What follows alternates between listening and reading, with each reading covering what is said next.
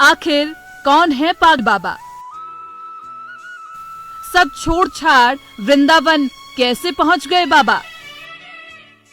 मंदिर का नाम क्यों पड़ा पागल बाबा मंदिर? क्या है इसके पीछे का रहस्य? मथुरा, जिसे श्री कृष्ण की जन्मभूमि कहा जाता है, यहाँ कण-कण में भगवान का श्री कृष्ण का वास है और इस भूमि पर अनगिनत मंदिर स्थापित हैं। आप सभी ने ये तो सुना ही होगा कि जब जब धरती पर पाप बढ़ा है, तब तब भगवान ने विश्व के कल्याण के लिए अवतार लिए हैं और जब भी किसी भक्त ने भगवान को पुकारा है, तो वे स्वयं उसकी मदद करने के लिए आए हैं।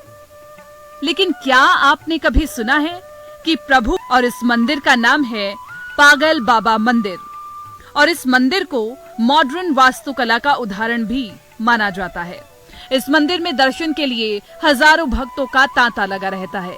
खास तौर पर पूर्णिमा के अवसर पर इस मंदिर में हजारों की तादाद में श्रद्धालु दर्शन करने के लिए पहुंचते हैं।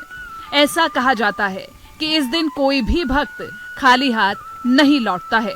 पौराणिक कथाओं की माने तो इस मंदिर के पीछे की कहानी कुछ यूं है कि एक गरीब ब्राह्मण जो श्री कृष्ण का बहुत बड़ा भक्त था, वो पूरा दिन ठाकुर जी का नाम जपता था। उसके पास जितना भी धन होता या यूं कहें कि जितना भी रूखा सूखा उसे खाने को मिलता, वे उसे भगवान की मर्जी समझकर खुशी खुशी जीवन व्यतीत करता। एक बार उसे कुछ पैसों की जरूरत पड़ी तो वो किसी साहूकार से पैसे लेने गया। साहूकार ने पैसे देते हुए कहा कि उसे जल्द ही पैसे लौटाने होंगे। उसकी बात मानकर वो पैसे लेकर घर आ गया।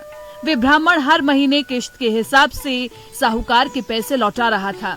आखिरी किश्त के थोड़े दिन पहले ही साहूकार ने पैसे न लौटाने का सामान आखिरी किश्त के थोड़े दिन पहले ही साहूकार ने पैसे न लौटाने का समन पत्र उसके घर भिजवा दिया। ये देखकर ब्राह्मण बहुत परेशान हुआ और वो साहूकार से विनती करने लगा, लेकिन साहूकार नहीं माना। कोर्ट में जाकर भी ब्राह्मण ने जज से यही बोला कि एक किश्त के अलावा मैंने सारा कर्ज चुकाया है, ये साहूकार झूठ बोल रहा है। ये सब सुनकर साहूकार ने ब्राह्मण से पत्तलों की झूठन उठाता, उसमें से आधा झूठन ठाकुर जी को अर्पित करता और आधा खुद खाता। उसे ऐसा करते देखकर लोग उसके खिलाफ हो गए और लोगों ने उसे मारना पीटना शुरू कर दिया, लेकिन वो नहीं सुधरा। झूठन बटोर कर खाता और भगवान को खिलाता रहता। उससे परेशान होकर लोगों ने एक बार उसके खिलाफ योजना बनाई, जिसके अनुसार लोगों ने भंडारे में अपने पत्तलों में कुछ न छोड़ा ताकि ये पागल ठाकुर जी को झूठन न खिला सके। उसने फिर भी सभी पत्तलों को पोंछ कर एक एक निवाला इकट्ठा किया और अपने मुख में डाल लिया।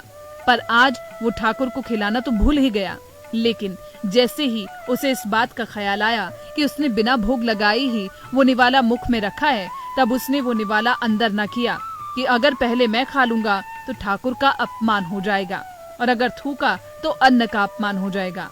अब वो निवाला मुंह में लेकर ठाकुर जी के चरणों का ध्यान लगा रहा था। तभी अचानक से बाल गोपाल एक सुंदर से बालक के रूप में पागल जज के पास आए और बोला, क्यों जज साहब, आज मेरा भोजन कहाँ है? ये सुनकर जज की आंखें आंसुओं से भर आई और वो मन ही मन बोल रहा था कि ठाकुर जी, बड़ी गलती हो गई, मुझे माफ करे। ठाकुर जी भी मुस्कुराते हुए बोले, आज तक तो तूने मुझे लोगों का झूठा खिलाया है, किंतु आज अपना ही झूठा खिला दे। जज की आंखों से अश्रु रुकने का नाम नहीं ले रहे थे। रोते रोते वो बाल गोपाल के चरणों में गिर पड़ा और वहीं उसने अपने प्राण त्याग दिए। आज भी उस जज को समर्पित पागल बाबा नाम का विशाल मंदिर वृंदावन में स्थित है। कहा जाता है कि यहाँ से कोई भी भक्त खाली हाथ नहीं जाता।